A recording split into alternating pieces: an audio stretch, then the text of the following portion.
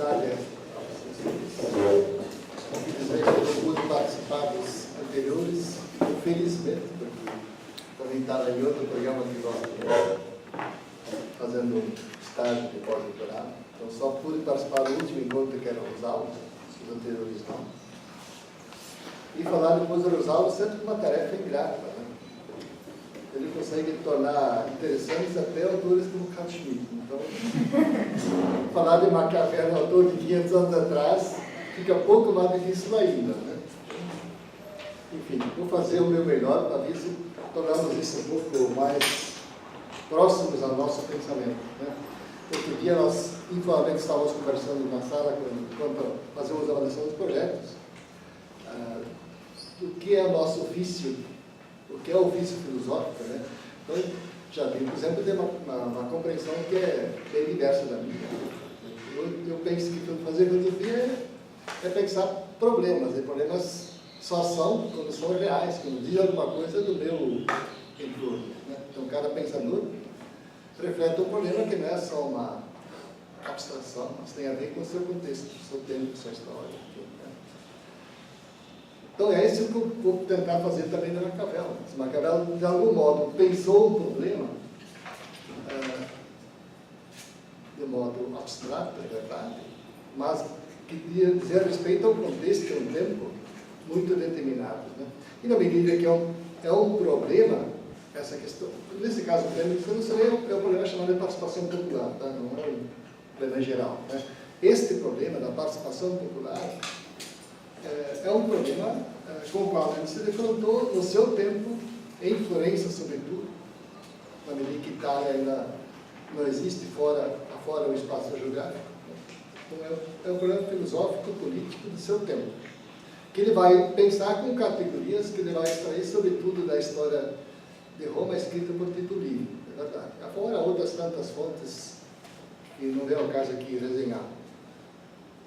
Bem, na medida que é um autor que fica a mais de 500 anos de distância do nosso tempo, eu pensei de fazer uma estrada, de algum modo, um caminho de hoje para trás, para depois voltar de trás para hoje, para mostrar onde conecta este pensamento de Maquiavel em relação à participação popular. De modo que eu consiga fazer falar Maquiavel de um problema que permanece problema, né? Quer dizer, a filosofia não é, se a filosofia é falar dos problemas, a sua resposta não é a solução dos problemas, como a sua dissolução, né? E sim como a sua nova forma de apresentação, né? Em cada tempo. Mas para fazer entender a proposta maquiaveliana sobre a questão da participação popular, eu vou fazer esse caminho para trás e depois fazer o caminho para frente. Eu já vi que na minha estrutura eu levei muito mais tempo fazendo o caminho para trás do que propriamente do Maquiavel para frente. Mas muita coisa disso eu poderia fazer isso associadamente, mas eu penso fazer metodologicamente em dois momentos distintos, né? Quer dizer, primeiro traçar o caminho para trás, para depois tomar o Maquiavel e seguir para frente. Tem um texto que eu, infelizmente, me dei conta muito tarde, só ontem, que é um texto que eu escrevi, é um dos textos que eu escrevi no meu percurso de pós-doutorado, sobre este tema, que é um artigo, na verdade, que está submetido, entre outros, às revistas, não se sabe, ninguém sabe quando sai, em quantos anos, mas o Jadir mandou... Através do e-mail hoje. Então, se alguma coisa dessas não ficar, se alguém leu e eu não vou falar disso, pergunta, se, enfim, tiver outras questões, está sempre disposto à discussão posterior, né? Então, muita coisa disso está naquele texto lá, eu já vi que vou falar bem menos do que poderia ou deveria falar diretamente de Maquiavel para poder fazer esse caminho que eu acho interessante. Bem, nesse caminho para trás, de fazer o caminho de hoje para Maquiavel, eu quero falar de dois temas que são duas possibilidades diversas de pensar essa questão da participação política. O primeiro E o ponto de partida disso tudo são as eleições. Tá? As eleições é que são o mote, são o termo a partir do qual eu quero articular esses dois momentos iniciais de pensar a participação política no caminho de hoje para trás. Né? Então, esses dois caminhos, esses dois momentos iniciais, antes de entrar em Maquiavel, dizem respeito a pensar a relação entre eleição e a lógica da representação. Sempre que vou falar da lógica da representação, eu tenho presente a lógica hobbesiana, que é em base à qual todas as nossas estruturas constitucionais se estruturaram no mundo inteiro. Todas as democracias são democracias de matriz hobbesiana. Né? Podemos discutir sobre isso, mas é isso que eu penso. Então, quando falar em lógica da representação, eu estou falando de Hobbes. E o segundo momento, vou falar da eleição e a lógica da relação de governo. Né? Então, a lógica da soberania e a lógica da relação de governo, ou a lógica do poder político e a lógica do governo, como vocês quiserem. Né? Então, serão esses dois momentos. Maquiavel vai se engatar no segundo momento, né? Não como uma relação de poder, e sim como uma relação de governo. Então, um pouco desse duplo momento que eu quero falar, mas eu preciso falar do primeiro para mostrar o contraste com o segundo, senão não faz sentido falar do segundo. Esta primeira relação das eleições com a lógica da representação dá origem àquilo que podemos chamar de uma democracia autorizativa. Para quem leu Hobbes, já sabe de imediato que isso remete ao próprio capítulo 17, em que Hobbes mostra o pacto como um ato de autorização. Bem, começa então com o primeiro tópico breve, né, que é a relação entre eleições e lógica da representação.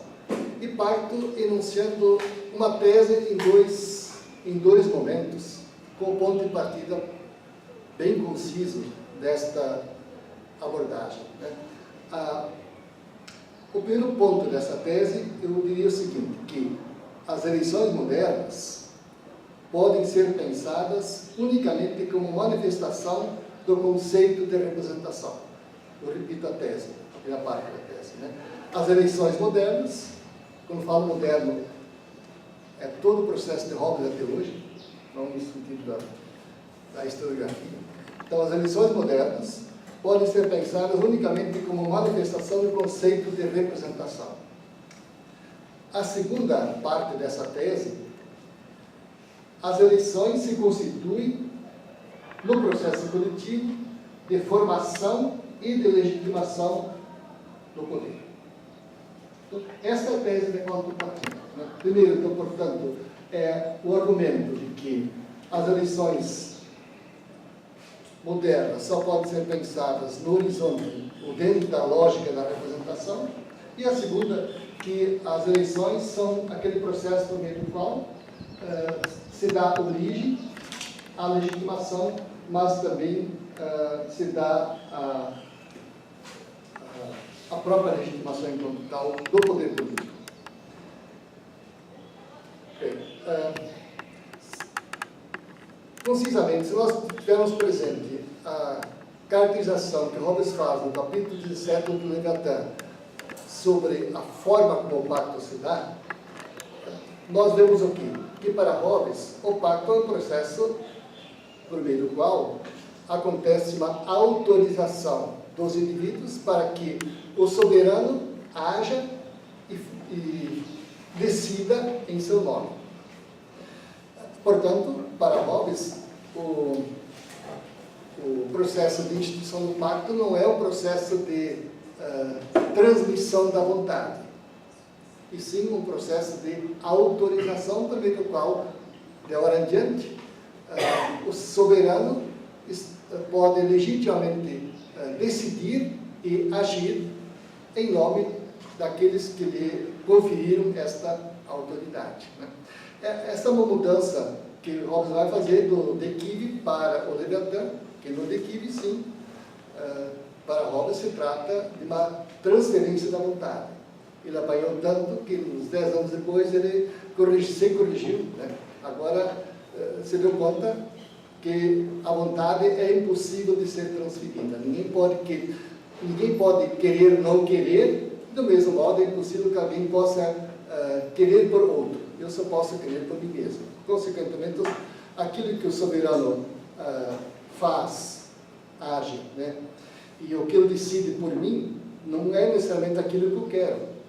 Ó, eu não posso querer que o soberano me mate. Ele pode. Eu autorizei que ele possa fazer uma lei de condenação capital, mas eu não posso querer que ele me mate, né? Mas isso não impede que ele não tenha esse direito de fazer. Pois bem, se eu, portanto, compreendemos essas duas etapas, esses dois momentos da nossa conversa, de compreender, de querer compreender, de procurar entender que as eleições só podem ser entendidas adequadamente no plano da lógica da representação, e dois, que as eleições são aquele processo por meio do qual se forma e se dá a legitimação do poder estatal. Nós também podemos, agora sim, derivar dessa tese inicial, me parece, que nas eleições não se realiza, as eleições modernas, como essa que nós fizemos há poucos dias no Brasil, que nas eleições não se realiza uma transmissão da vontade política, e sim, o que acontece nas eleições é um processo de autorização pelo qual se confere carta branca, digamos assim, ao eleito. Do mesmo modo como é o Pacto Hobbesiano, né? Por causa desta natureza das eleições, como um processo autorizativo ao eleito, ao representante, de modo que agora o representante está livre, está autorizado a agir sem limitações em relação àquele que o elegeu, os eleitores não têm mais como interferir. Ou seja, o eleitor, uma vez proferido o seu voto e alguém tendo sido eleito, o eleitor não tem mais como interferir, você não tem mais como controlar, não tem mais como corrigir, e muito menos como destituir o próprio eleito. Ou seja, o eleitor deixa de ser um ator político, na medida que você é ator político quando você decide, né? Você decide quando você elege, mas depois que você elegeu, você não decide mais, porque você renunciou a essa tua capacidade. A semelhança do que acontece também com os indivíduos no momento do Pacto Hobbesiano. Ele é ator político no momento que institui o poder, depois disso deixa de ser ator político, né? E assim também o mesmo procedimento, o mesmo movimento, me parece que dá para entender com o processo eleitoral nas democracias contemporâneas, né? Isto nos defronta com um paradoxo contemporâneo, né? Qual é o paradoxo? O paradoxo, me parece, está para enunciar desse modo, né? Por um lado, o voto constitui o ato político por excelência. Nas democracias contemporâneas, por meio do voto, é a manifestação máxima do ator político, em que eu me constituo como ator político, na medida em que, se eu entendo no plano institucional, tá? Não estou falando da política no plano infra ou extra-institucional, é claro, né? Então, no plano institucional, formal, o ato se constitui como o ato político por excelência, porque é nesse momento em que eu efetivamente decido quem exercerá a representação política. Por outro lado, este mesmo ato em que eu me instituo como ator político, eu também me destituo como ator político, certo?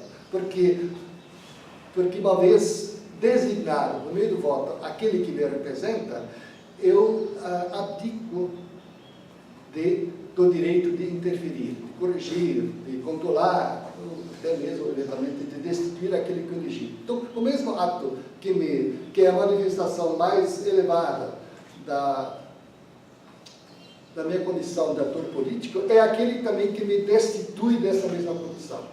Então, isso me parece um aspecto paradoxal, né, das eleições contemporâneas que se movem por meio desse instrumento eleitoral para autorizar alguém a exercer a representação, ou de decidir e de agir em nome dos cidadãos. Essa ideia que eu falei antes, de que as eleições são nada mais do que um processo autorizativo por meio do qual os cidadãos conferem a outra pessoa a sua autoridade, de modo que ele possa agir de hora em diante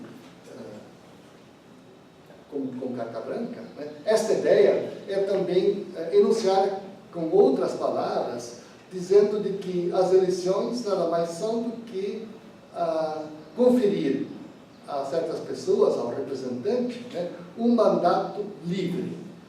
Ora, estou vendo que nessa expressão, que a eleição confere a alguém um mandato livre, há uma contradição interna nesses dois termos, mandato livre. Ou existe um mandato, e aí não há liberdade, né?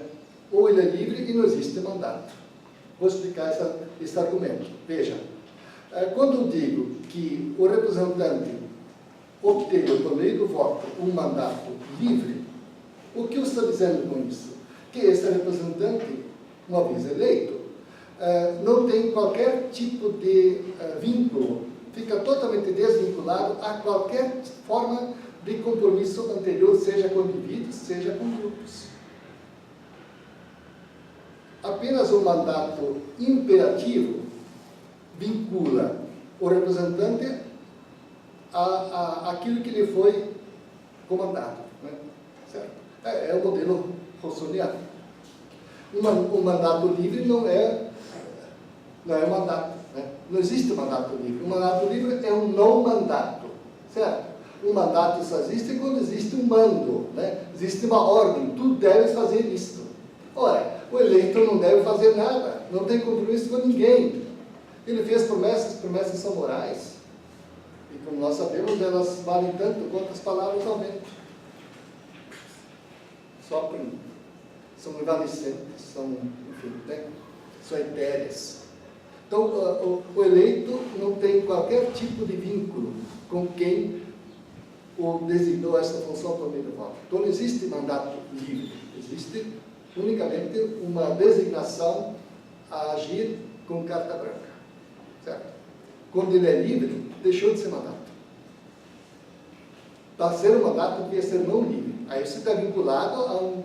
Por exemplo, se eu digo, vamos supor que não fosse mandato livre. Se aquele candidato disser, em relação ao aborto, sou contrário, em relação ao casamento heterossexual, homossexual, sou a favor, e papá, essas grandes pautas todas, né? No momento em que essas questões entram em pauta, se eu não voto de acordo com isso, porque isso é um mandato, aí há um mandato, né? Eu me destituo dessa função. Mas não existe mandato, é livre. Então, você não tem compromisso com nada. Você prometeu? Sim, prometi, mas agora eu não decido assim. Em geral, os nossos representantes dizem que agem conforme essa consciência. É isso mesmo que eles fazem. Eles fazem isso exatamente de acordo com a formalidade, porque não há mandato. A pura liberdade, a pura carta branca de agir, conforme a sua consciência de determinar. Bem, qual é a conclusão que nós chegamos com esta... Se este meu raciocínio não for muito equivocado, né? A que conclusão se chega? Me parece que as eleições, muito antes do que criar uma ligação do cidadão com o corpo representativo, ele resulta na negação mesma desta relação. Uma vez que não há qualquer vínculo, não há qualquer tipo de compromisso daquele que é eleito em relação ao seu eleitor, uma vez que seu mandato é livre, ou seja, não é um mandato, né? É uma pura autorização livre de agir e de, enfim, de decidir conforme bem lhe aprouver, né? Mas sem qualquer tipo de vínculo, de compromisso com o seu eleitor. Então, no modelo da lógica da representação, o produto mais evidente é esse que nós assistimos, ou seja, nós temos um eleitor que é ator político só no momento em que decide designar alguém para a representação. Depois, nesse ato, ele abdica, ele renuncia à sua condição de ator político, porque renuncia ao seu direito de decidir no plano institucional. É sempre nesse plano que eu estou refletindo, não no plano infra ou extra-institucional. Aí, evidentemente, a política é outra coisa. O único resultado previsível é esse que nós assistimos, a passividade, né? A renúncia. Num país como o nosso, em que o voto não é um direito, é um dever, é uma obrigação, nós assistimos a cerca de 30% entre votos nulos, brancos e abstenções. Agora, imagina e observe, verifique a estatística em países em que o voto é um direito e não uma obrigação, como Itália, Alemanha, enfim, França, onde se vai. As abstenções chegam às vezes a metade ou mais. E variam de faixas etárias, jovens, velhos, enfim, né, mudam. Então, por quê? Exatamente porque me parece que o nosso secretário tem alguma coisa que não vai bem no modelo da lógica política em base à lógica da representação. Porque ele destitui o cidadão da sua condição de ator político, que só exerce essa função no momento em que ele institui alguém para agir e decidir em seu nome. Até aqui. Então, a segunda parte desta colocação, então, o que nós temos, podemos chamar de uma democracia autorizativa, ou autorizatória, esta que nós chamamos de democracia representativa. Então, talvez fosse melhor designar democracia autorizativa, porque ela nada mais é do que um processo que se dá periodicamente em eleições, em que os cidadãos autorizam um outro a decidir, agir em seu nome e, de hora em diante, ele nada mais pode, não é que não queira, né? Não pode, não tem mais nada para decidir, porque ele abdicou desse seu direito ao designar um outro a fazer em seu nome. Contra esta lógica da representação, eu quero então contrapor, e Maquiavel não tem nada a ver com essa lógica, certo? Ela nasce com Hobbes, certo? Ela vai nascer muito tempo depois, essa lógica da política movida pela lógica da representação. Maquiavel se move ainda numa outra lógica, que é a lógica da relação de governo, que é essa que eu quero colocar agora, que é toda a relação que vai dos antigos até Maquiavel, digamos assim, né? Ou até Hobbes, melhor dizendo. Esse intervalo de Hobbes e Maquiavel tem uns pouca coisa, Bodano inventou o conceito de soberania, inventou a palavra, não é um conceito. O conceito de soberania, na verdade, é uma invenção hobbesiana, e não de Bodano. O que mais nós temos? Temos Grotti, mas o que Grotti traz à luz em termos de diferença em relação à lógica do governo? Então, efetivamente, a lógica da política, a lógica da representação é uma invenção de Hobbes, que vai permanecer de Hobbes até hoje. Então, até Hobbes, nós temos a lógica do governo na qual o Maquiavel se move. Então, eu faço isso agora para contrapor um pouco a outra e depois amarrar Maquiavel a essa segunda lógica.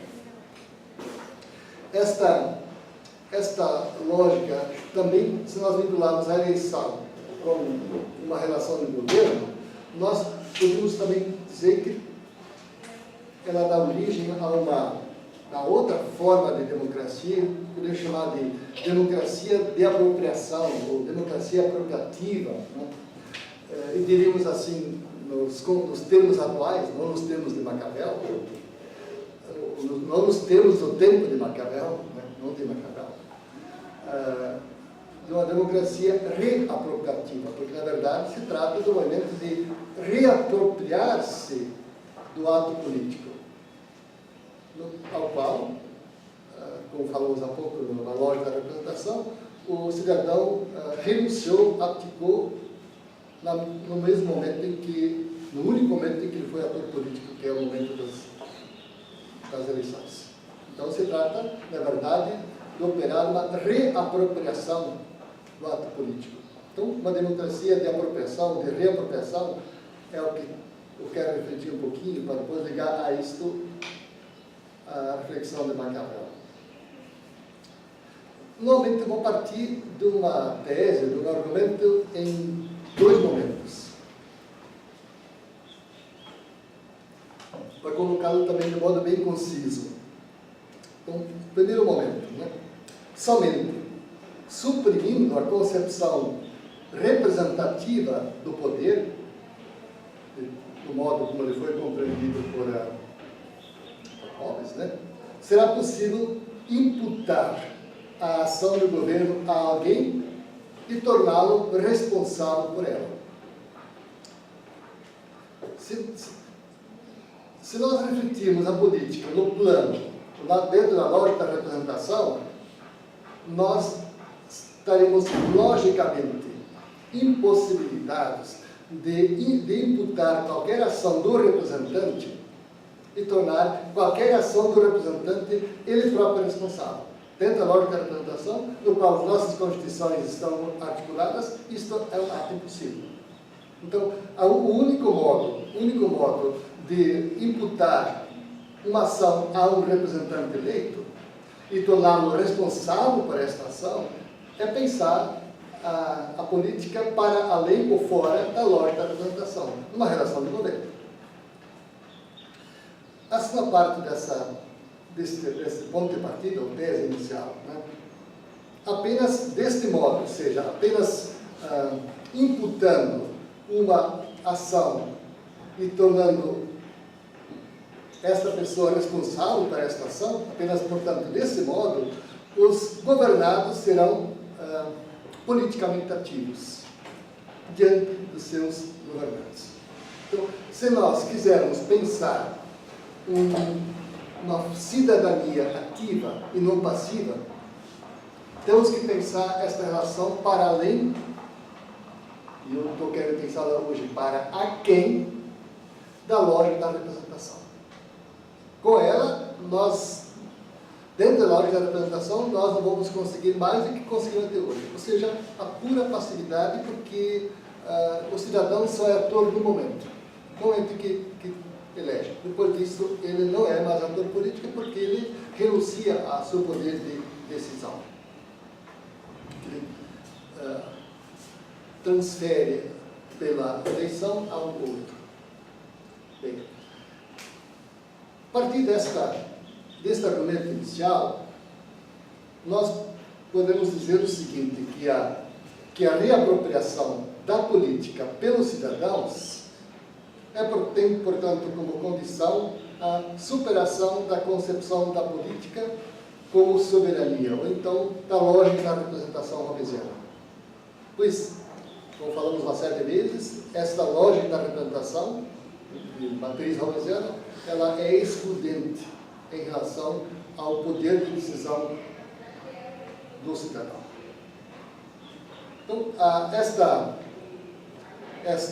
reapropriação da política pelos cidadãos se faz possível compreendendo o comando como relação de governo e não como relação de poder, né? Então aqui eu vou me permitir uma breve, digamos, nota de rodapé, se fosse um texto escrito, para distinguir conceitualmente esta diferença entre o comando como relação de governo e comando como relação de poder, né? Comando como relação de poder é de natureza hobbesiana, ou seja, poder político compreendido na esfera, sempre na esfera institucional formal. Tá? Não estou falando da esfera infra ou extra-institucional. Mas poder político na esfera institucional formal é uma relação na qual aquilo que obedece obedece a qualquer comando, independente do seu, ou sem levar em consideração o conteúdo do comando.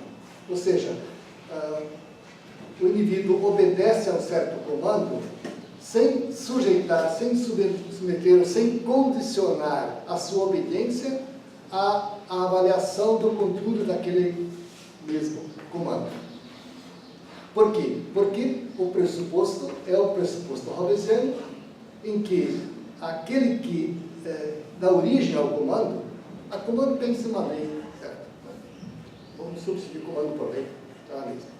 Então, aquele que está na origem da lei, aquele que deu origem à lei, na verdade, deu origem porque a autorizada previamente foi por aquele que deve obedecer, certo? Então, muito bem, agora há uma certa lei que me ordena alguma coisa contra a qual eu sou radicalmente contrário, eu nego até a última das minhas, que nega a mais sagrada das minhas convicções. Então eu não vou obedecer, não tenho obrigado a obedecer, certo? Isso é poder político de matriz hobbesiana. Então, o comando como relação de poder significa que eu obedeço, não é porque eu concordo com o comando, não é porque eu concordo com a lei, e sim porque aquele que emite tem legitimidade de emiti-la. A legitimidade sempre vem de baixo, claro, né? É o leitor que o autorizou a decidir e agir em seu nome. Consequentemente, eu não posso mais condicionar a minha obediência à concordância com o conteúdo da ordem ou da lei. Certo? Como a coisa funciona dentro de uma lógica, como é que funcionaria o comando de uma lógica do governo? Que é como ela tem funcionado dos antigos, como eu falei, até Hobbes, certo? Você pode tomar dos gregos, dos medievais, em Maquiavel, isso não muda, né? Quer dizer, o comando significa sempre há uma relação de mando e obediência, isso que eu quero dizer como comando, tá? Então, desde que existe sociedade política, há uma relação de mando e obediência. Agora, ela deixou de ser uma relação de governo e passou a ser uma relação de poder a partir de Hobbes. Então, numa relação de governo, o comando certamente permanece como domínio, ou seja, ela permanece sendo uma relação na qual existe a exigência ou o dever da obediência. Sem este elemento, você não constitui nenhum tipo de relação humana estável. Então, as sociedades políticas pressupõem sempre a exigência da obediência.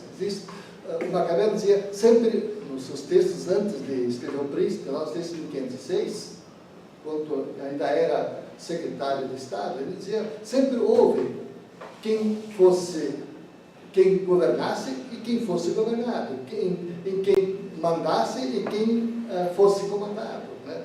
Faz parte, desde que existe sociedade política, Maquiavel sempre houve isso aí, está correto isso, nessa sua percepção. Relação de governo, comando com o governo, pertence à própria origem das sociedades políticas. Agora, então há sempre domínio, certo? Não há como fugir desta compreensão. Fora disso, só temos as reflexões teóricas, isso sim, em Rousseau não tem, isso é verdade, né? Para Rousseau só existe por enquanto dos livros do Rousseau, certo? Não conhecemos sociedades que funcionam como aquela que Rousseau desenhou.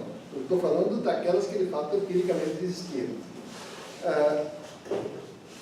E por isso eu acho que Rousseau é uma boa referência crítica, como ideia reguladora, mas isso é muito bom. Então, um comando desde a lógica do governo, não da lógica do poder político, portanto, existe domínio, mas não existe um domínio como uma relação que não possa ser superada. Ou então, um domínio que só pudesse ser separado, que vou ter que voltar de novo para o Rousseau, um domínio que só pudesse ser superado se nós instituíssemos uma total identidade entre governante e governado, certo? A moda rousseauiana, né? em que, evidentemente, não há mais, em que o próprio governado é governante, o próprio governante é governado. Então, há absoluta identidade entre governante e governados. Eu estou pensando numa possibilidade factível, né, tal como existia, como historicamente podemos citar esse tipo de experiências, em que, portanto, muito embora, portanto, na relação de governo exista uma relação de domínio, ela não é uma relação que implique a impossibilidade de sua superação afora a instituição de uma total identificação entre governantes e governados. De que modo esta superação possível da relação de domínio e, portanto, da reversão entre mando e obediência, entre quem governa e quem é governado, esta alternância é possível de acontecer faticamente, não no plano institucional, mas no plano fático, no plano concreto dessas relações. Elas são possíveis de dar, me parece, no plano da resistência legítima de quem é governado em relação ao comando de quem é governante. Evidentemente, na medida em que existe uma relação de domínio inevitável na relação de governo, existe uma assimetria e não uma simetria entre governantes e governados. A relação é assimétrica, mas evidentemente não insuperável, como se fosse impossível de não existir uma inevitável subalternidade do governado em relação ao governante. Como se esta relação não pudesse nunca alternar-se, nunca inverter-se no curso das relações políticas instituídas.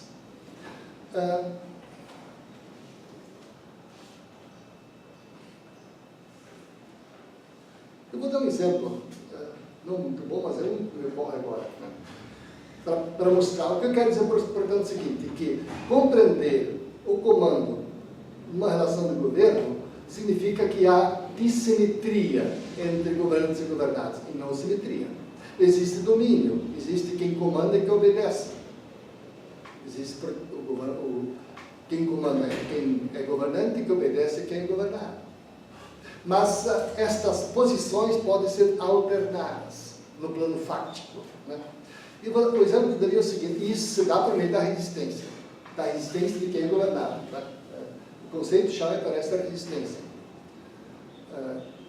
E essa chave com a qual eu leio também o Maquiavel, e aí está o Douglas e a Fabiana, que também conhecem os nossos embates de grupos, dizem que certamente eu não sou lá muito consensual nas leituras do Maquiavel.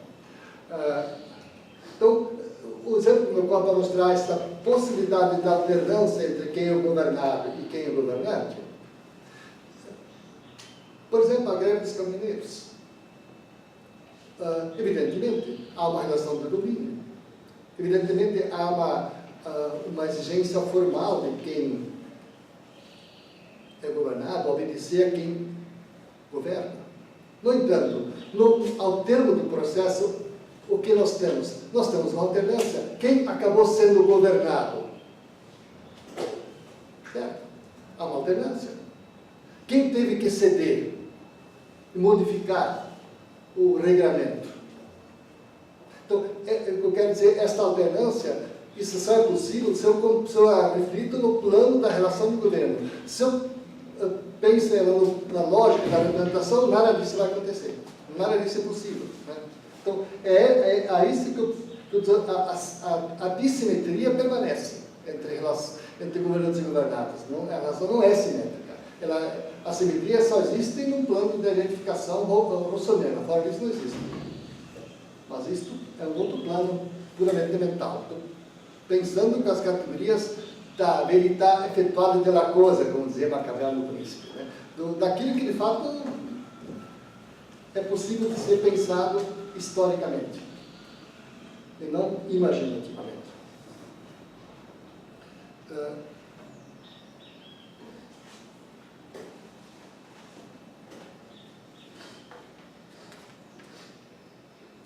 Por exemplo, se nós pensarmos ao contrário, uma continuação dessa coisa aqui, o que eu quero chegar, portanto, é mostrar, a partir da onde seria possível mostrar que a resistência é legítima, certo?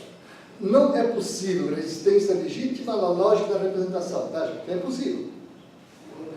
Resistência legítima na lógica da representação não é possível. Então, a resistência sempre é ilegítima. Pelo simples fato de que você abdicou no momento em que você depositou o voto, abdicou da condição de ator político, você a entregou àquele que você escolheu, ao representante, agora agir e decidir em teu nome. Então, no plano da lógica da representação, o autor formal de todas as leis é o próprio eleitor cidadão. Então, não cabe possibilidade lógica de qualquer forma de resistência legítima dentro da lógica da representação na qual nossas constituições estão construídas. Mas eu estou querendo pensar a coisa desde uma lógica do governo, fora da lógica da representação. Por onde, então, seria possível pensar uma possibilidade dessa resistência poder ser pensada como legítima? Esse é um pouco o desafio que estou querendo pensar aqui. Vejam, já disse para vocês que, dentro da lógica da representação, se o parlamento aprovasse uma lei que ferisse as cordas éticas de seus cidadãos, até o mais profundo, de modo que, por hipótese, houvesse um consenso amplíssimo de que esta lei é uma lei injusta. Quem, em última instância, é o autor dessa lei? Senão o próprio cidadão que a considera injusta, certo? Por via de consequência, não há outra ação possível senão a obediência. Veja, se eu penso isso dentro da lógica política da relação de governo, e não da lógica política da relação de representação, evidentemente, no plano formal, permaneça como cidadão o autor da lei. É claro? Na medida em que eu designei uma certa pessoa a representar. Representar significa conceder o direito de agir e de decidir em meu nome. Não de falar em meu nome, porque esse direito eu já tenho, né? Certo? Eu não preciso dar um direito de falar a alguém que já o tem antes de que eu conceda. Então, ele pode decidir e pode agir em meu nome. Né? Foi isso que eu fiz no momento da eleição. Então, o autor formal permaneço eu. Mas, em relação à forma, não em relação ao conteúdo. E aí eu introduz uma distinção que também não seja legítima, mas não ser resolvida. Então, no plano do conteúdo, eu não sou responsável, certo? No plano formal, sim.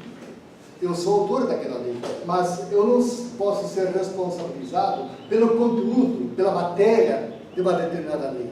Pela forma, sim, não por seu conteúdo. Consequentemente, me assiste o direito de resistir contra a materialidade, contra o conteúdo de uma certa lei, ainda que formalmente eu deva ser considerado seu autor. Então, o que eu quero dizer, portanto, que a legitimidade da resistência só é possível se nós pensarmos a relação política como relação de governo. Se nós a pensarmos dentro da lógica política da representação, esquece. Vai sentar e chorar e você é responsável pelas duas coisas, pelo conteúdo e pela forma. Eu estou querendo dizer, temos que pensar numa forma de relação política no plano institucional, sempre insisto nisso. Para além, eu vou fazer agora, vou começar o caminho para trás, né? Para a quem? Dizer, Maquiavel é uma boa referência para pensar a relação política como relação de governo. Consequentemente, demonstrar a legitimidade da resistência ao conteúdo de certos comandos que não coincidem com a vontade de seus cidadãos. Então, esse me parece um caminho que dá para pensar se nós pensarmos a política como uma relação de governo, né? Que é no plano em que a coisa acontece. que acontece como envolvimento ativo e permanente dos seus cidadãos na vida política.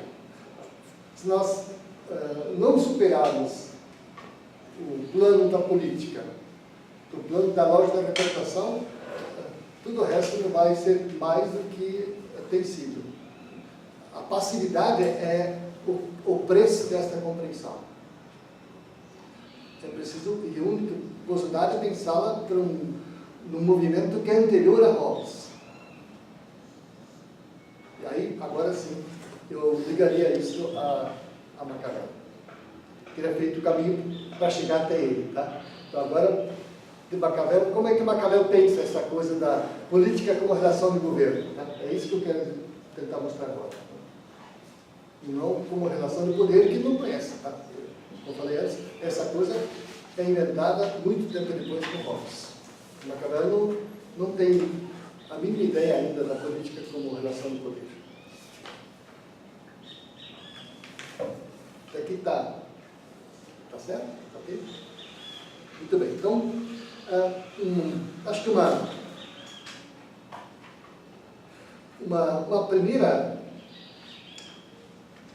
um primeiro elemento conceitual que é necessário clarear quando falamos em participação popular é definir, chegar a uma ideia de que coisa é essa que chamamos de povo. Né?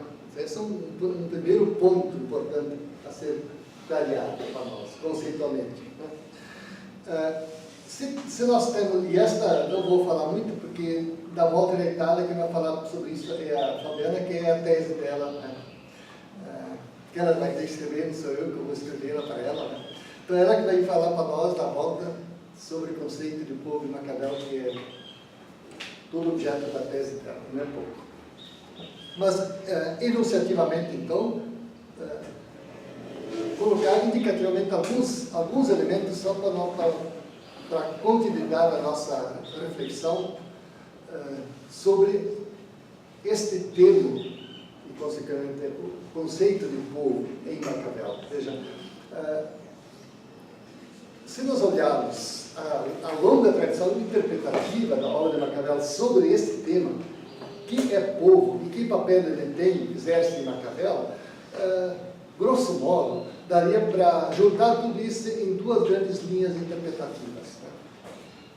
Numa certa linha interpretativa, e é aquela que é dominante no curso desses 500 anos de releituras de Maquiavel, entende que o povo em Maquiavel é um sujeito passivo que é incompetente para governar.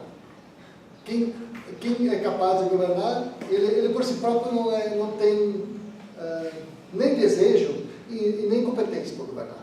Então, é o que poderia chamar de uma leitura aristocrata, ou elitista, ou como quisermos chamar isso. Né? Então, esta é a interpretação de longa duração, mais forte do lugar do povo na Maquiavel. O povo é um sujeito passivo, que está preocupado em acumular com segurança, em viver tranquilo, viver em paz, e não em governar. Porque ele não tem essa preocupação, porque ele próprio sabe que não é capaz disso. O povo é incompetente. O governo é para umas poucas pessoas que, além do gosto, tem a competência para isso. Tem a virtude, dizia Maquiavel. Né? A virtude, no sentido da tradição literal, é uma certa habilidade de Maquiavel. Né? Virtude como habilidade, como competência técnica capaz, técnica e política, né? Capaz, portanto, de governar pessoas. Isso não é coisa que os homens são capazes, o povo é capaz. Tem uma outra, e esta muito mais recente, leitura que compreende que Maquiavel concebe o povo como o ator político fundamental. Que só existem grandes ou elites que governam porque existe um povo. Quem institui os grandes como sujeitos, como atores políticos, não é uma autoconstituição deles. E é assim o povo que faz das elites um ator político. Se não fosse a posição ativa do povo, as elites seriam capazes de serem atores políticos. Essa é uma outra linha interpretativa que tem, por exemplo, né, o autor mais conhecido, um autor norte-americano, John Le Carne, que tem um livro chamado Democracia Maquiaveliana. Mas que também tem muitos outros hoje já que refletem, outros, por exemplo, o Stefano Vizentin, que esteve aqui 2 anos atrás no simpósio, é um dos que refletem nessa linha. Eu diria que entre nós, brasileiros, 2 pessoas também que têm se destacado muito e refletido dentro dessa ótica, Sérgio Cardoso, da USP, e Hélio da Universidade de Minas Gerais, são 2 estudiosos Maquiavel, que constroem também a sua reflexão sobre a concepção de povo em Maquiavel nessa linha. E a Fabiana agora também está se construindo nessa mesma linha aqui, né? A tese dela vai estar caminhando nessa mesma direção também, de compreender o povo como o ator político fundamental que faz com que exista uma elite que seja ator por instituição popular e não por si própria, né? Inverte, portanto, esta mesma relação que historicamente tem sido a dominante na compreensão política. Mas existe um outro problema, esse é muito mais complexo, né? Que é sempre vem cá, que é povo? O que é isso, povo? Né? Vou dar novamente um pulo um pouco para a modernidade, portanto, um pulo para frente de Maquiavel um pouquinho, né? Com Hobbes. Antes de ter Maquiavel e antes de Hobbes, o povo sempre é uma parte, certo?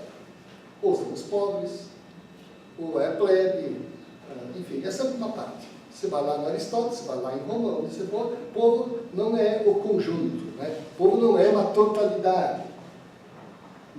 Povo não é a população, ou seja, o conjunto das pessoas que habitam num certo território submetidos a uma certa autoridade governativa. Não.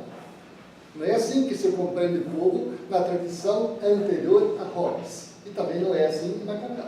O povo sempre é uma parte, é um pedaço, uma parcela. Então, toda a estruturação de governo sempre é uma composição de diferentes partes, entre as quais o povo.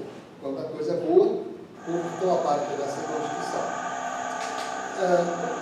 Hobbes, em virtude de sua profunda influência atomista, que também Maquiavel sofre, a partir de Lucrécio, mas sobretudo em Hobbes, em virtude de sua profunda influência nominalista, não existe totalidade, simplesmente. O único concreto, o único real é o individual. Não existe garrafa. Existe esta garrafa. Assim também não existe povo. Existe Cecília, existe Jadir, existe Douglas, existe Ames, mas homem, não existe homem. E não existe povo. Existem indivíduos. Muito bem. Mas então como se constitui como povo? Hobbes vai dizer, se constitui na unidade do soberano. É neste chamado soberano em que todas essas individualidades se unificam. Então, existe uma unidade que é a redução da multiplicidade à unidade soberana. Fora disso, não existe. Se essa se dissolve, tudo se dispersa na mesma pluralidade. Maquiavel, apesar de ser atomista, ou ter influência profunda do atomismo, e Fábio Raimondi vem para cá, vai repetir um pouco nessa direção, não concordo com certas leituras que ele faz a partir dessa interpretação atomista do Maquiavel, mas ele que vai falar sobre isso para nós. Para Maquiavel, o povo permanece parte, certo? Como toda a tradição antiga medieval. Nesse sentido, Maquiavel é pré-moderno. Moderno só é Hobbes para frente. A partir de Hobbes, o povo passa a constituir como o conjunto da população. Por isso nós falamos, quando a Constituição escreve o povo brasileiro, o que nós temos? É o conjunto também. Abre a Constituição, o povo é o conjunto, não é a parte. Então, por isso, a nossa estrutura constitucional ocidental é hobbesiana, né? Portanto, essa multiplicidade, essa dispersão individual está unificada numa soberania. Fora disso, ela não existe. Maquiavel, portanto, é pré-moderno nesse sentido. Para ele, o povo ainda permanece parte. Mas, mesmo sendo parte, que parte é esta? Que se entende por povo? Então, há hoje um certo consenso entre quem lê e interpreta Maquiavel, de que, para Maquiavel, povo é um conceito político. Muito bem. Mas o que significa dizer que povo é um conceito político? Significa dizer que o povo é destituído de qualquer materialidade, de qualquer substancialidade, que, portanto, o povo não está associado a uma classe, não está associado a uma certa condição econômica e, muito menos, está associado a uma certa nota antropológica. Então, o povo, por lugar em Maquiavel, não é totalidade, não é população, né? Não é conjunto, é parte. E dois, que parte é esta? É uma parte política, é um conceito político. Significa dizer que o povo não tem matéria, o povo não tem substância. Portanto, não tem substância empírica, seja sociológica, seja de riqueza, seja antropológica, não importa, né? A questão seguinte é, se o povo é um conceito político, e, portanto, não tem substância, esse povo tem uma identidade que é constante?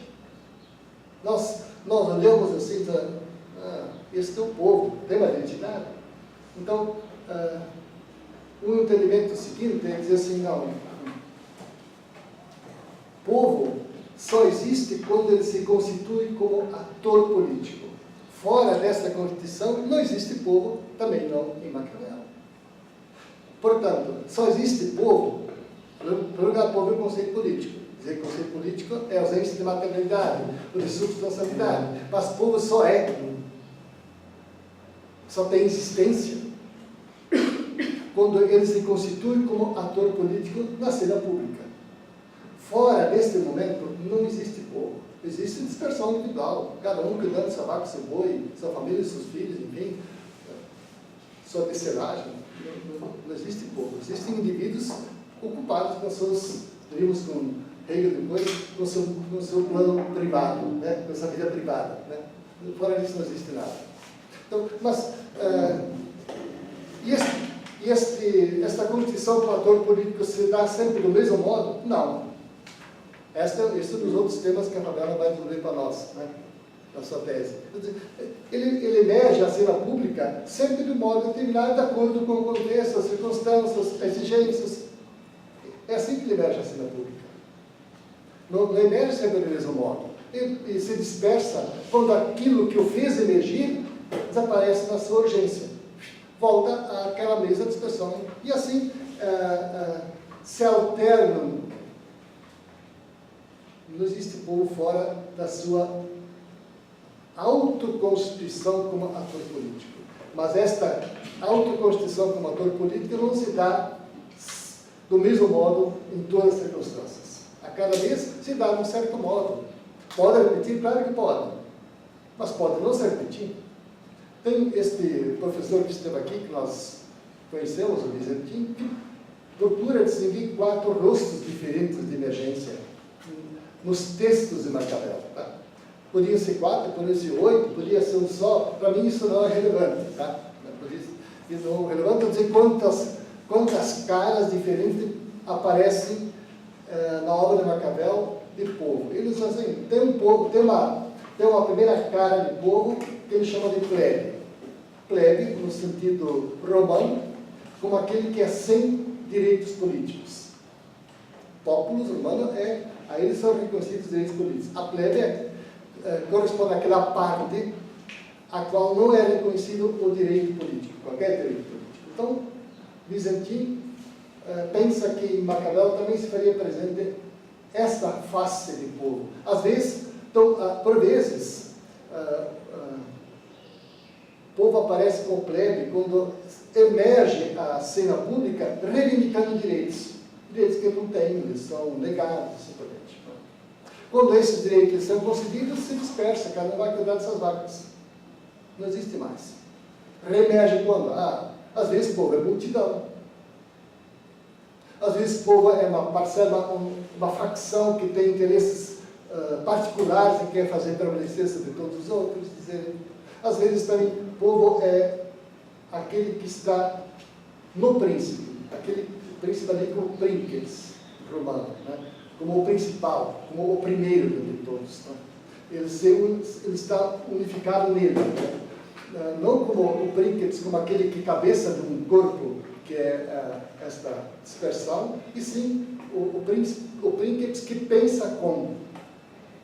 Então, ele quer seguir 4 diferentes rostos, faces, né, figuras, que se poderiam identificar no texto de Maquiavel. Para mim, o relevante não é dizer, e a briga não valia nem sentido discutir, mas são 4, eu descobri o 5º, não, tem só 2, isso não é relevante. O relevante do argumento, e nesse ponto eu concordo com ele, o relevante é dizer, povo só existe quando emerge como ator político. Fora desta emergência, ele não existe. Ele é pura dispersão.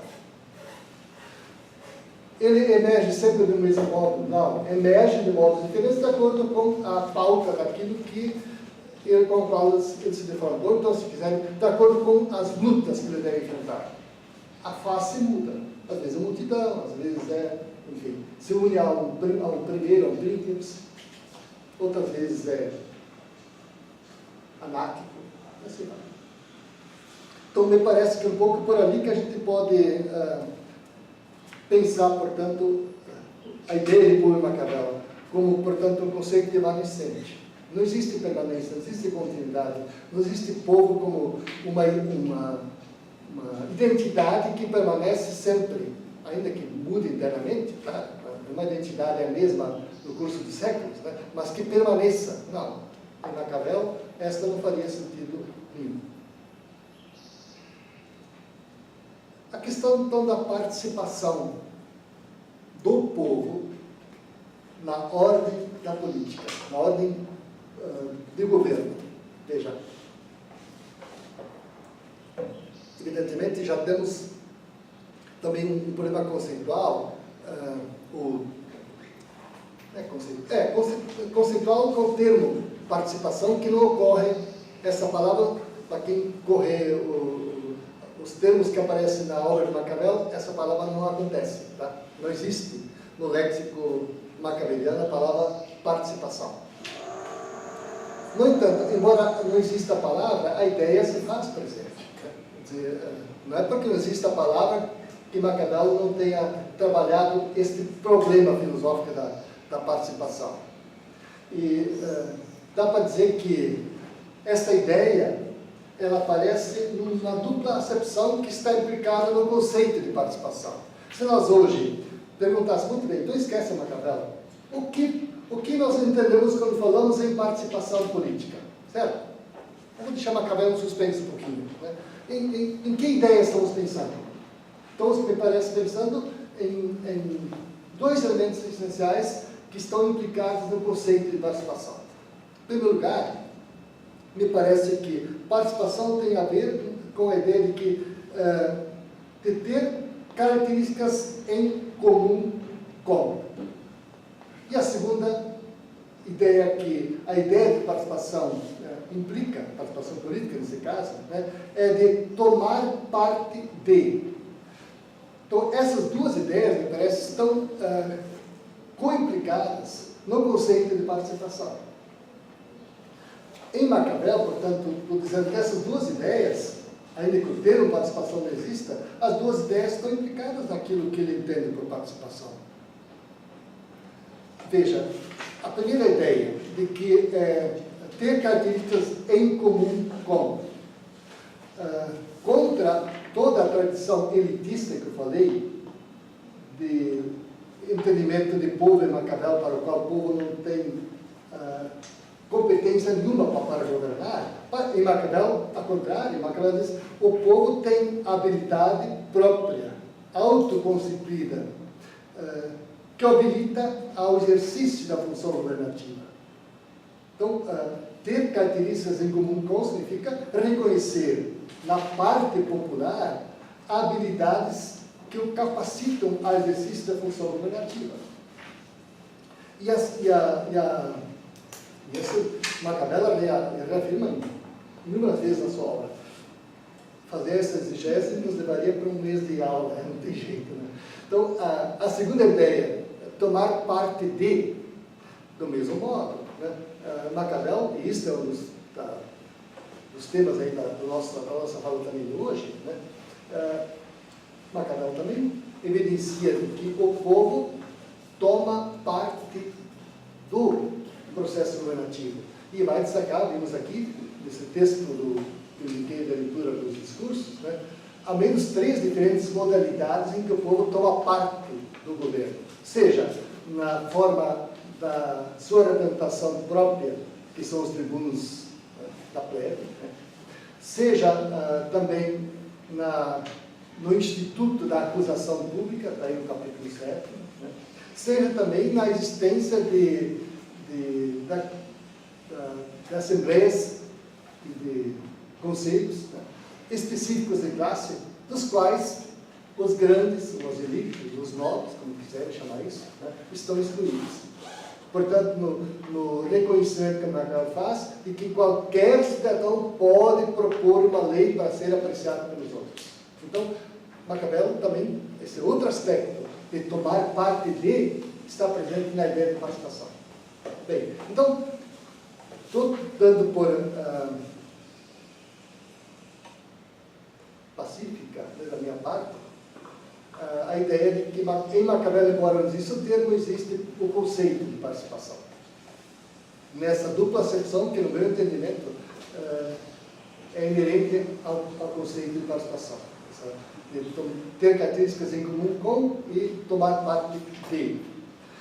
Consequentemente, podemos partir para as formas de participação de Maquiavel. Que formas de participação popular Maquiavel reconhece na sua obra? E aí distinguiríamos 2 formas diferentes, de modo bem amplo, né? Uma forma extra-institucional e uma participação intra-institucional. A participação extra-institucional é a luta por leis. A participação intra-institucional é a luta com leis.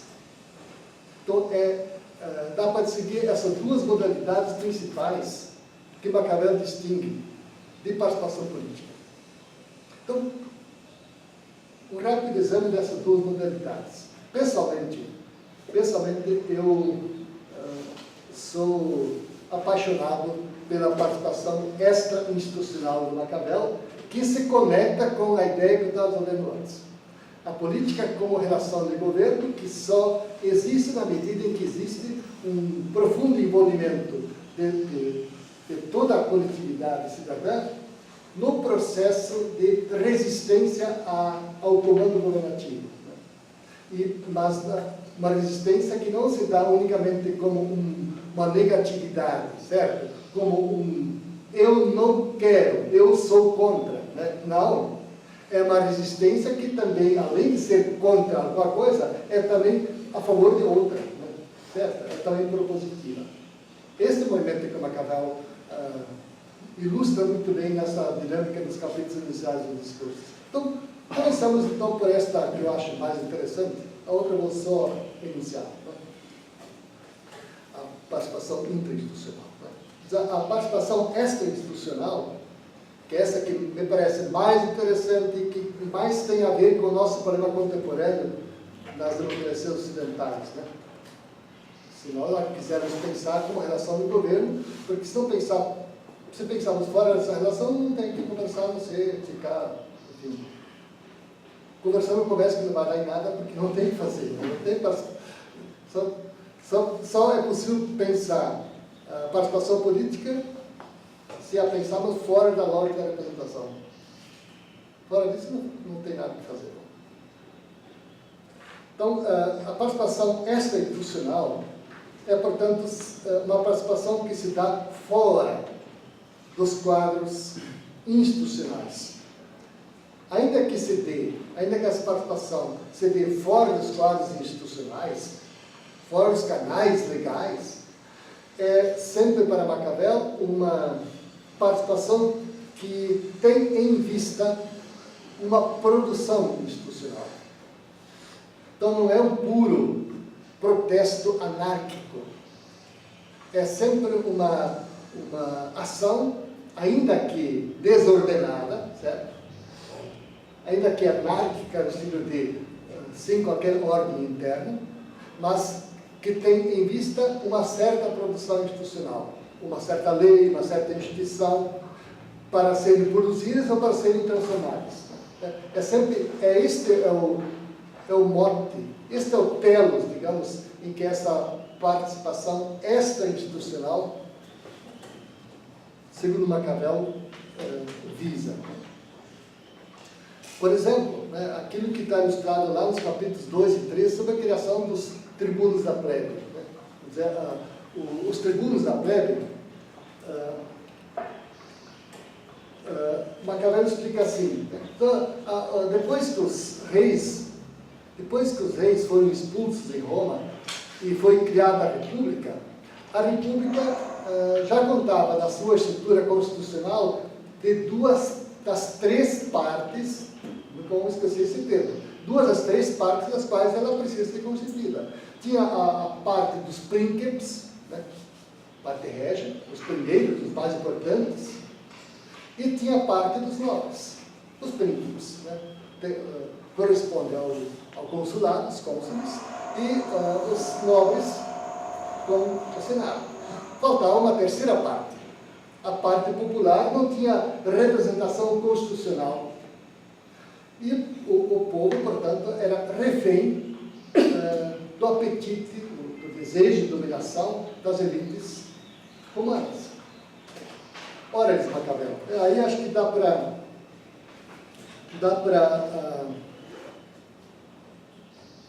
ver aqui no texto a passagenzinha em que ele mostra como se deu esse processo da criação. Está lá no final do capítulo 2, em que ele escreve assim: tornando-se a nobreza romana insolente, depois do desaparecimento dos Tarquínios, né, dos reis, tornando-se a nobreza romana insolente, depois da extinção dos reis, o povo sublevou-se contra ela, contra a nobreza. E assim, para não perder tudo, para que a nobreza não perdesse tudo, ela, a nobreza, foi obrigada a conceder ao povo a sua parte. Foi obrigada a conceder ao povo sua parte. E assim se criaram os tribunos da plebe, tornando-se mais estável o Estado daquela república, visto que as três formas de governo tinham sua parte.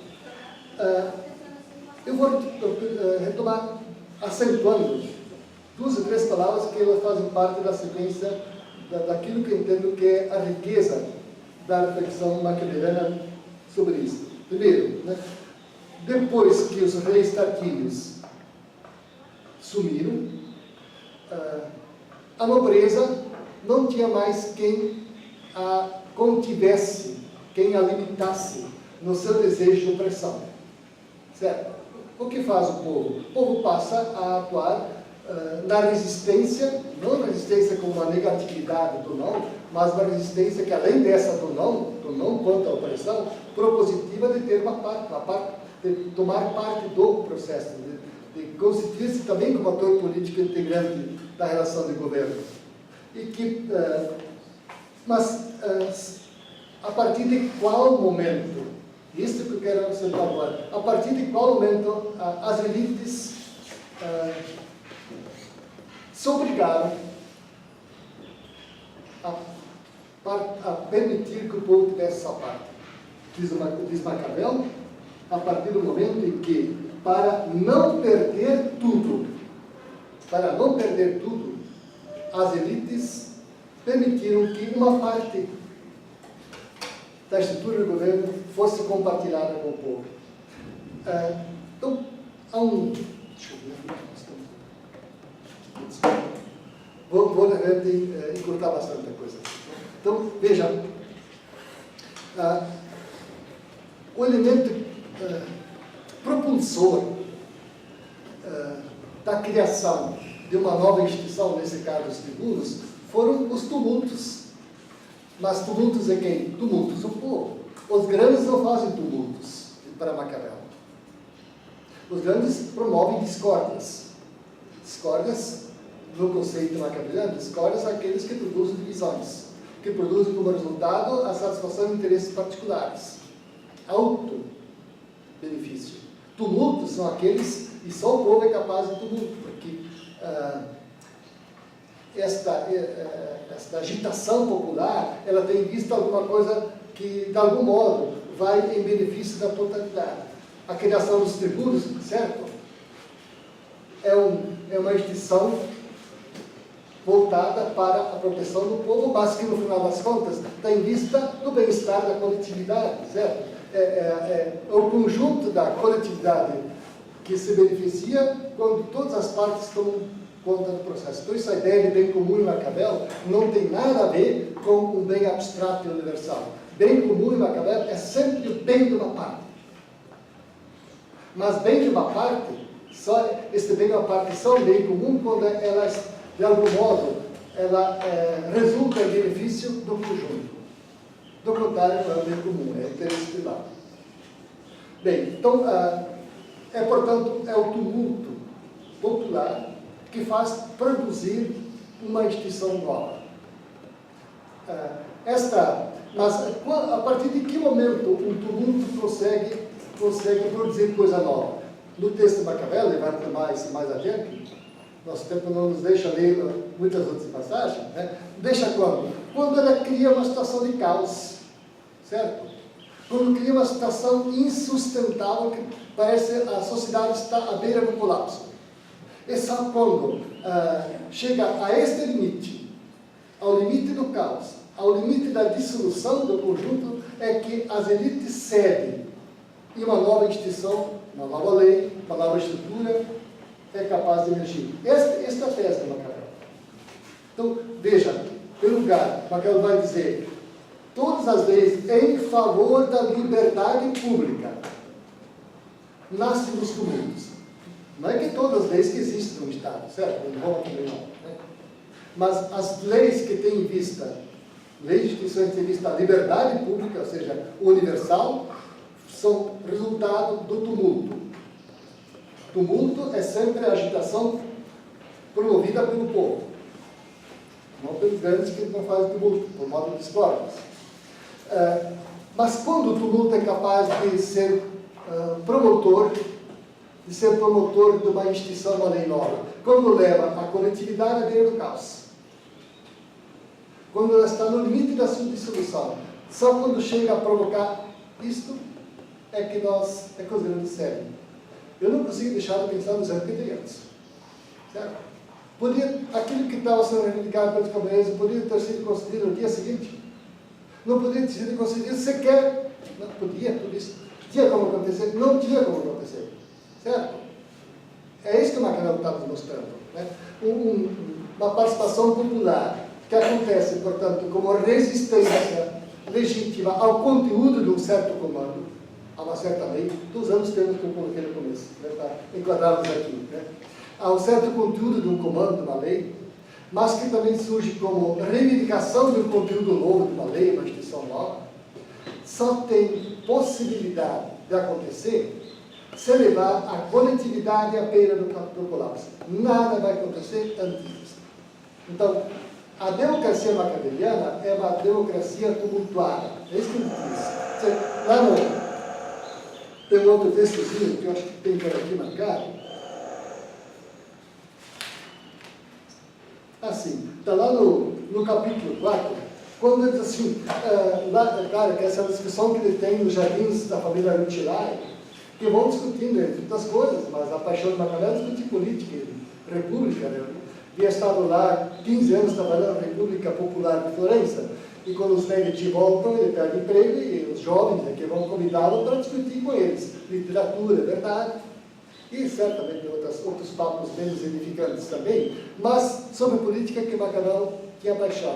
E ali a crítica que a aristocracia florentina levantava contra aqueles 15 anos em que, desde Savonarola até depois, em 98, até 1512, quando os Medici voltam, é uma república de agitação, né? De tumulto interno, e a aristocracia ficava horrorizada com isso. Maquiavel vai dizer, não, a riqueza da vida política se dá no tumulto. O conflito é política, ponto. Né? Onde não há conflito, não existe política. Por quê? Porque só onde há conflito, só onde há tumulto, há espaço para a participação popular. A participação popular nunca se dá dentro da regra. Não existe tumulto regular. Tumulto regular, tumulto dentro dos regulamentos institucionais, não é mais tumulto. É um tumulto castrado. Certo? É um tumulto sem potência de modificar nada. É isso que o Maquiavel diz para nós. Um tumulto ser capaz de produzir alguma coisa quando ele é fora da lei, quando ele está fora da ordem, está fora da instituição, quando leva, portanto, a coletividade à beira do colapso. Maquiavel tem clara noção do que os seus contemporâneos diziam do que estava acontecendo, o que acontecia na Roma naquele tempo, que é a referência de Maquiavel. Ele transcreve esse trechinho dizendo o seguinte: ver o povo em conjunto a gritar contra o Senado contra o povo, a correr em tumulto pelas ruas, a fechar o comércio, a sair a plebe toda de Roma. Isto horrorizava a aristocracia florentina. Este modo que Maquiavel elogiava, e Maquiavel elogiava aquilo como em Roma funcionava a participação popular. E acrescenta Maquiavel: quando o povo queria obter uma lei, ou fazia alguma das coisas imacitadas, se negava a arrolar seu nome para ir à guerra, de tal modo que, para aplacá-la, era preciso satisfazê-lo em alguma coisa. Então, o que Maquiavel, portanto, nos diz? Como funciona a participação popular na lógica de uma relação de governo? Ela não funciona pedindo para a polícia que vai para fechar tais e tais ruas, que vai ter uma passeata, certo? Ela não vai funcionar assim. Também não vai dizer pedir proteção contra fulano e ciclano. Não vai funcionar dizendo que não vai ter pedrada contra as ricaças, não vai ter coisas de gasolina contra um carro, tudo isso não é Maquiavel. Não é assim que ela funciona. A participação popular é tumulto fora da lei, fora da ordem. Ele desordena. Ele só vai produzir quando ele leva a sensação de que estamos na beira do caos. Esse é o argumento do Maquiavel. Só se tiver esta potência, vai ser produtivo. Se não tiver essa potência, não vai produzir coisa alguma. Mas é importante também chamar atenção ao ponto seguinte. Para Maquiavel,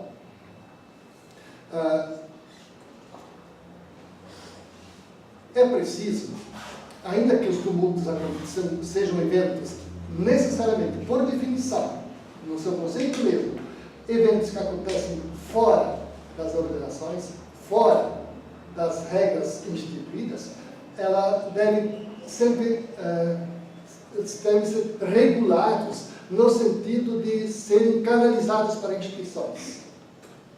Ou seja, se uma certa estrutura constitucional não tiver a mínima abertura para converter em lei ou instituição o mote, aquilo que estimula, que faz orientar o povo para o tumulto, ela leva necessariamente para a coletividade realmente a sua dissolução. Então, regular o conflito não é fazer com que ele aconteça dentro das regrinhas, porque aí ele não vai ter potência nenhuma, vai ser castrado, né? E não vai produzir coisa nenhuma para Maquiavel. Por definição, não é produtivo. Agora, ele precisa, portanto, permitir, diz Maquiavel, o esforço, né? A saída, a solução para aquilo que ele propõe. Se uma estrutura constitucional não prevê dentro de si a capacidade de absorver essas reivindicações e convertê-las em leis e instituições, elas levam a sociedade ao colapso. Então, para Maquiavel, aquilo mesmo que é o motor da liberdade é aquilo também que pode destruir a coletividade. O conflito, o tumulto é aquilo que produz as leis em favor da liberdade pública, mas são elas mesmas também que podem levar uma coletividade à sua aniquilação. Então, se nós quisermos pensar, voltando ao argumento inicial, se nós quisermos pensar a participação política popular dentro de uma lógica de governo, porque fora disso também não faz sentido falar nada, não existe possibilidade nenhuma de efetividade. Então, temos que aceitar a ideia de que esta só vai ser efetiva se vamos chegar a um quadro, como a Cabal está dizendo. Certo? Se nós pensarmos em participação popular, que se dá muito bem, então vamos reunir conselhos, vamos debater exaustivamente uma proposta, depois vamos indicar alguém para levá-las ao parlamento. Gente, isso existia no tempo dos romanos, disse Maquiavel. Isso funcionava? Sim, para algumas coisas funcionava. Mas aquelas grandes causas não funcionavam nunca. Então, uma participação popular como participação dentro da lógica do governo significa nos convencermos que democracia é tumulto. Democracia aparece como confusão. Democracia vai aparecer sempre como a beira do caos. Porque Maquiavel tem noção de que as elites só seguem quando tem medo que vão perder tudo. Antes de produzir essa sensação, nada é seguido. Essa é a ideia de Maquiavel. Participação popular é radicalidade, é levar o mundo à sua última consequência. Se não levar a isto, nada se produzirá em termos de alteração na estrutura institucional do Estado. Para finalizar, só mencionar mesmo a participação intra-institucional. Nós falamos antes que Maquiavel destaca 3 formas principais de participação do povo dentro das instituições. Né? As 3 são o voto, a acusação pública, né? O segundo é o poder de veto dos tribunos, e o terceiro é a capacidade, o reconhecimento do direito de qualquer cidadão de pronunciar-se publicamente a favor de uma certa lei e fazê-la votar. A primeira, a acusação pública, Maquiavel dos Cortistas, capítulo 7 e 8 do livro 1, ela está contra a ideia da calúnia. Né? A calúnia, para Maquiavel, é esse diz que diz, pois eu falei no livro, papapi, papapá, e vai se difundindo, mas não tem evidência, não tem prova, não tem nada, mas ela vai, diz Maquiavel, corroendo o tecido social, vai levantando suspeitas. E ele próprio foi vítima disso no seu tempo, né, da calúnia, foi preso e torturado por causa disso lá em 1512. Né? Contra isso, diz Maquiavel, a única vacina é uma instituição chamada acusação pública. E o que é acusação pública? Maquiavel descreve assim, e o trechinho é bem curto. Né?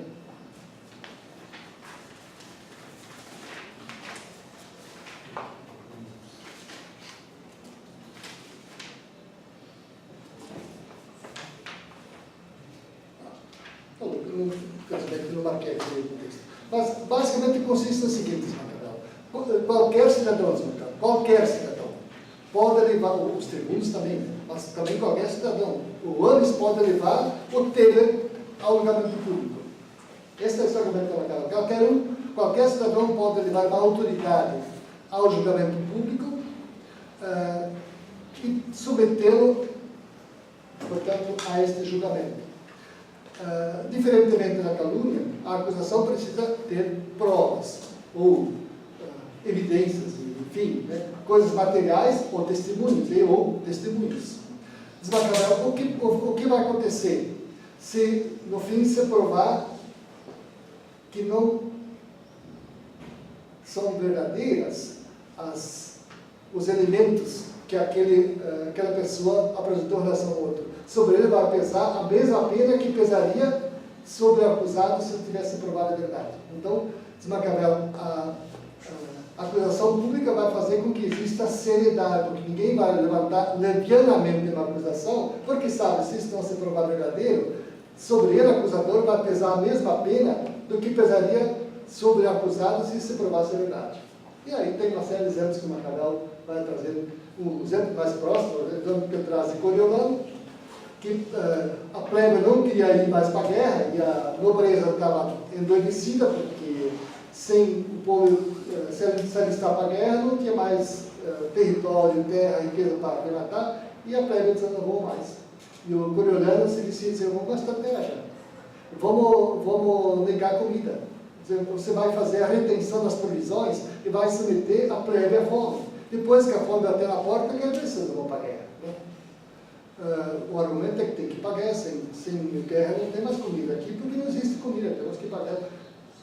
A plebe submeteu a acusação popular coriolana, e se provou que não é que faria falta de provisões, mas as provisões estavam sendo sonegadas, né? E aí, claro, a pena para isso está prevista.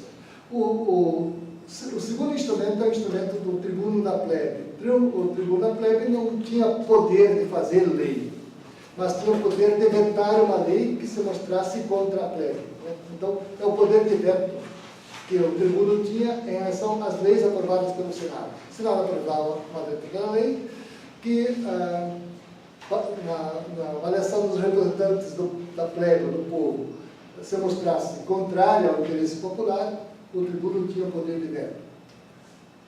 Por último, também, se Maquiavel, qualquer cidadão podia apresentar um projeto de lei e submetê-lo à apreciação de todos os demais, seja nos conselhos específicos de classe, seja fora deles. Então, 3 mecanismos diferentes, digamos assim, de participação intrainstitucional que Maquiavel reconhece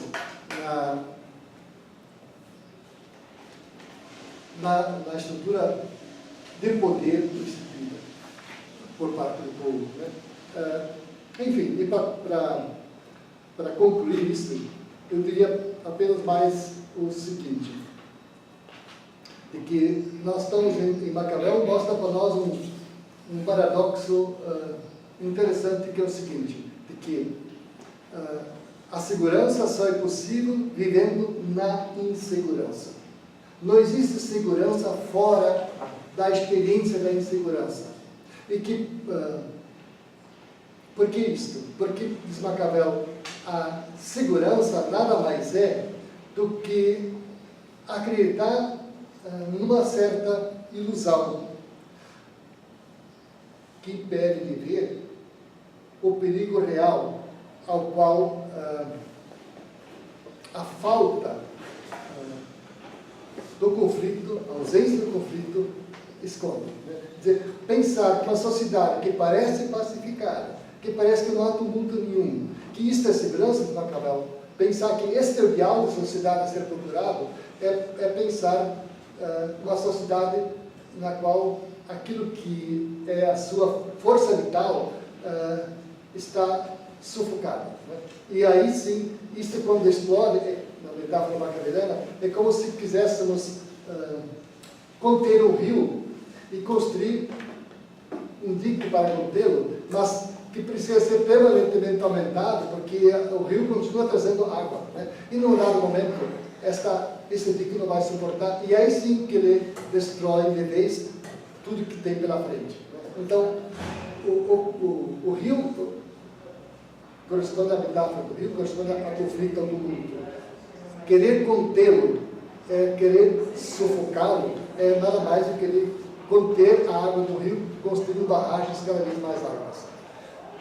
O menor de Maquiavel, ele é ilimitado, faz parte, é construtivo de toda a sociedade, é impossível de ser extirpado. Então, o único modo é permitir que ele tenha canais para onde possa passar, ou seja, é construir de tal modo o ordenamento da cidade, o ordenamento institucional da cidade, que comporte a possibilidade de essa participação tumultuosa, tumultuada, como é toda participação popular, fora das instituições, que as suas reivindicações possam ter saída institucional, seja na mudança de uma lei, seja na criação de uma lei.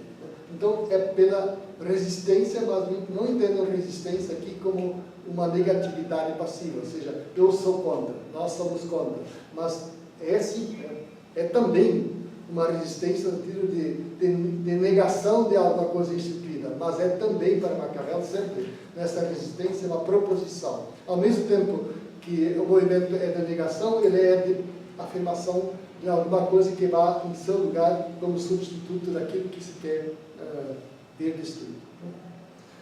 Enfim, acho que é um pouco por ali que eu meio atropelado no final do Maquiavel, mas a ideia é esta. Se nós quisermos pensar participação política popular na lógica de governo, e só faz sentido pensá-la em participação popular nessa lógica, porque na outra não tem que discutir nada mesmo, né?